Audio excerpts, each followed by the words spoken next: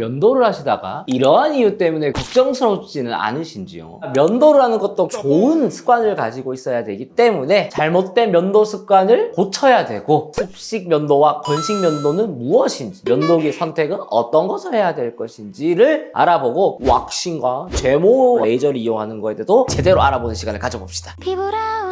병원 오시는 분들 중에 특히 남성분들 또 모낭염이나 여드름성 병변으로 많이 오시는데 70~80% 이상 정도가 잘못된 면도 습관과 면도 때문에 결국은 반복되고 악화되는 경우가 많거든요. 10대 중후반부터 시작해가지고 계속 신경 쓰는 게 면도란 말이에요. 처음부터 습관을 잘못 들여놓으면 피부 다 망가집니다. 제대로 된 습관을 알고 면도를 하는 게 그 무엇보다 중요합니다. 습식 면도를 하는 경우가 있고 전기 면도기를 쓰는 경우가 있는데 어떤 게 더 나은 건가요? 전기 면도기가 피부 입장에서는 무조건 도움이 될 거다라고 설명을 드립니다. 가장 안 좋은 스타일의 면도는 어떤 건가요? 건식 면도죠. 피부가 건조했을 때 상처도 더 많이 생길 수가 있고 감염에 더 취약될 수 있는 상황이 될 수가 있기 때문에 미온수를 일단 묻혀놓고 쉐이빙 폼 발라가지고 면도를 할 수 있는 환경을 만들어주는 게 가장 중요합니다. 다 닦은 다음에 막 이렇게 면도한다? 가장 안 좋은 방향으로 갈 수 있는 길입니다. 습식 면도는 좀 괜찮나요? 훨씬 낫죠. 쉐이빙 폼이란 게 나오잖아요. 수분의 역할도 되고 밀폐의 역할도 있기 때문에 보호해주는 역할이 될 수도 있고, 건조할 때는 결국 밀리면서 자극이 너무 심해지거든요. 피부 장벽을 망가뜨리는 일이기 때문에 촉촉한 환경을 유지한 상태에서 면도를 하는 게 중요합니다.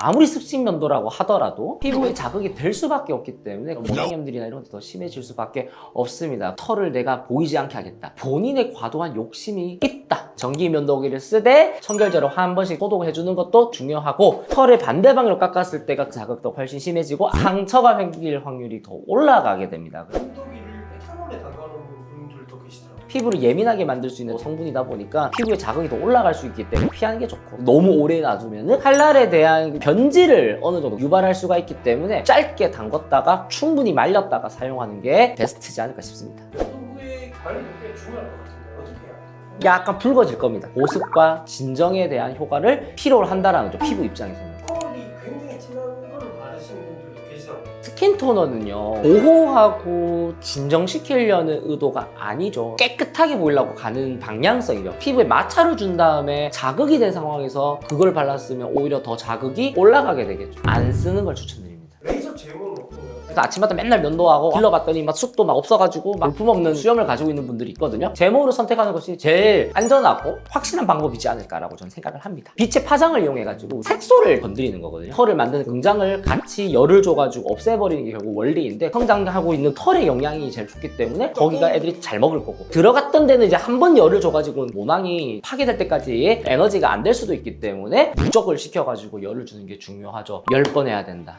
20번 해야 된다, 젠틀맥스 프로 플러스가 있는 병원을 반드시 가야 된다, 이런 제모와 관련된 폭설들도 굉장히 많거든요. 에너지를 올렸을 때 안정성과 속도, 시술자가 안전하게 시술할 수 있는 거긴 맞지만 돈도 우리가 아껴야 되고 시간도 아껴야 되는데 효과는 좋아야 되잖아요. 정확한 에너지 값을 정해가지고 점진적으로 에너지를 올리고 수치도 계속 바꿔가면서 시술을 해야 빠른 시일 내에 털을 깔끔하게 없앨 수가 있을 겁니다. 통증은 어쩔 수가 없는 거죠. 일단 여기 제일 아파요. 개 아픕니다 진짜. 각자의 털에 맞춘 에너지 값에서 찾아가야 되는 건데, 그러면 당연히 들어간 열의 양이 줄어드니까 통증 줄어듭니다. 그런데 남아있는 애들은 내가 이전에 썼던 에너지로는 안 없어질 거거든요. 에너지를 조금 올려가지고 시술을 하면 조금 더 아플 수는 있습니다. 그래도 처음에 그 많을 때보단 덜 아플 거예요. 제모까지는 원하진 않고 한두 번 정도 좀 깨끗하게 보여야 될 필요가 있어 라고 했을 때 왁싱 하는 건 오케이. 근데 굉장히 주기적으로 하시는 분들이 있죠. 결사가 안 됩니다. 접착을 해놓고 떼는 거잖아요. 이게 과연 털만 빠져나오는 게 맞냐라는 거죠. 피부를 지켜주는 방어선이 다 뚫린 상황입니다. 굉장히 자극이 심해질 수가 있기 때문에 피하는 게 좋고, 털을 싸고 있는 모낭 구조 자체가 손상이 너무 많다라는 거죠. 잘 안 뜯겨버리면은 모공을 오히려 더 커지게 만들어줄 수 있는 일도 있을 수가 있을 거고, 뜯기면서 모낭에 이렇게 연결되는 공급해주는 혈관들도 같이 손상을 입으니까 붉은 점처럼 보일 수도 있을 거고, 잉그로운 헤어라고 해가지고 밖으로 털이 못 빠져나고 안에 털이 이렇게 머금고 있는 경우가 있죠. 이물질로 생각을 해서 염증반이 생겨서 막 고름 나오고 세균 감염, 그러면 이렇게 오시면, 특히 사타구니 꼬불꼬불하잖아요. 꺾여서 자라니까 잉그로운 헤어가 훨씬 더 잘 생길 수 있거든요. 그래서 특히 조심하시고, 조짐이 있을 때는 빨리 병원을 오셔야 됩니다. 지금까지 털에 대해서 알아본 피부과 전문의 은동혁입니다. 다음에 뵙겠습니다.